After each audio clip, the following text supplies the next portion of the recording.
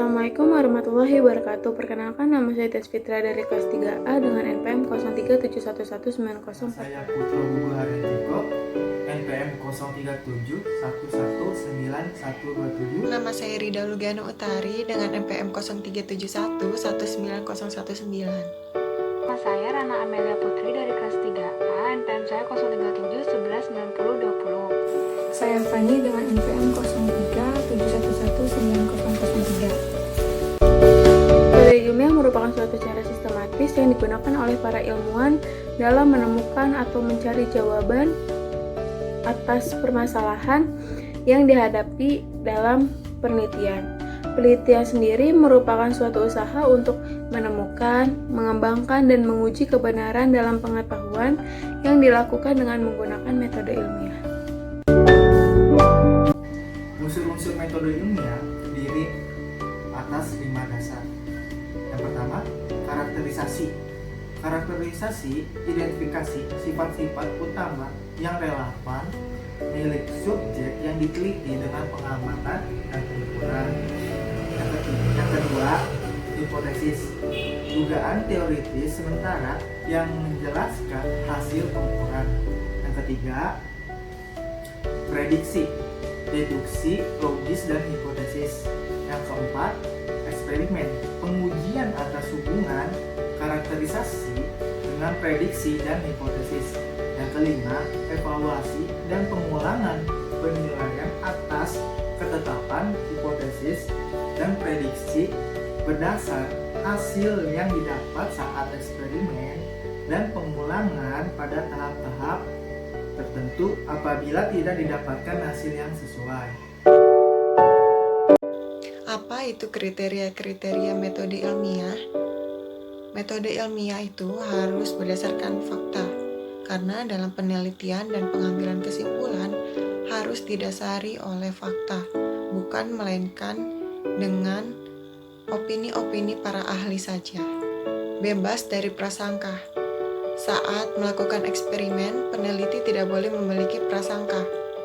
Peneliti boleh memiliki hipotesis, namun eksperimen harus dijalankan secara objektif, meskipun diperkirakan hasilnya tidak sesuai dengan hipotesis. Ketiga, yaitu harus menggunakan prinsip-prinsip analisis. Mengapa? Karena dalam menjelaskan suatu permasalahan, dibutuhkannya kejelasan urutan dalam berpikir. Yang keempat yaitu perumusan masalah atau pembuatan hipotesis. Dalam metode ilmiah harus melibatkan suatu perumusan masalah yang harus diteliti atau dihipotesiskan. Penjelasannya atas terjadi suatu fenomena. Selanjutnya yaitu menggunakan ukuran yang objektif. Hasil eksperimen harus diukur dengan suatu ukuran yang objektif, bukan subjektif.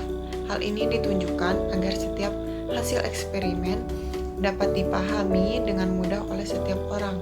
Contohnya, ukuran objektif adalah satuan-satuan internasional seperti meter untuk mengukur panjang, kilogram untuk mengukur berat. Contoh ukuran subjektif adalah ukuran yang relatif terhadap benda yang tidak pasti ukurannya, seperti sejengkal, semata kaki, dan lain sebagainya. Selanjutnya yaitu menggunakan teknik kuantitatif atau ditambahkan kualitatifnya. Teknik kuantitatif dengan ukuran yang objektif akan memberikan hasil yang dapat dimengerti secara universal. Contohnya, pertumbuhan dalam tanaman dinyatakan secara kuantitatif, misalnya tumbuhan 10 cm dalam 5 hari. Dan perkembangannya dinyatakan secara kualitatif, misalnya tumbuh bunga dalam 5 hari saja. Karakteristik metode ilmiah yang pertama bersifat kritis dan analisis. Metode ilmiah berarti peneliti dengan rinci melakukan observasi dan eksperimen untuk mendapatkan hasil yang relevan dan akurat.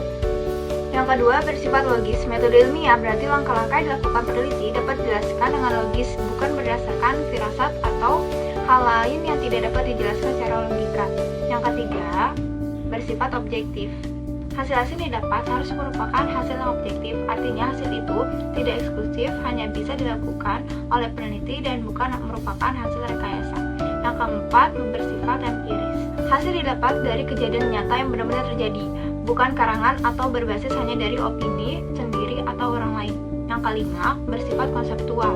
Berfokus pada hal-hal yang berkaitan dengan konsep-konsep suatu fenomena. Penelitian bukan terbatas hanya pada fakta-fakta yang didapat dirasakan atau dilihat secara nyata, tetapi juga penjelasan konsep bagaimana fakta-fakta tersebut terjadi dan kaitan diantaranya. Tahapan yang pertama yaitu merumuskan masalah. Di dalam langkah pertama ini, kita menentukan inti masalah yang akan kita teliti. Kemudian langkah berikutnya yaitu observasi atau pengamatan. Di dalam langkah observasi ini, kita mengumpulkan informasi atau data. Data yang kita kumpulkan dapat berbentuk angka yang disebut kuantitatif atau data yang tidak berbentuk angka yang disebut kualitatif. Langkah selanjutnya yaitu hipotesis. Dalam langkah hipotesis ini, kita menentukan jawaban sementara atas masalah berdasarkan teori dan fakta. Langkah selanjutnya yaitu eksperimen. Pada langkah eksperimen ini, kita melakukan penelitian untuk menguji hipotesis yang sudah kita tentukan. Kemudian langkah yang terakhir yaitu kesimpulan. Di dalam langkah kesimpulan ini, kita menentukan kesimpulan dari hasil eksperimen.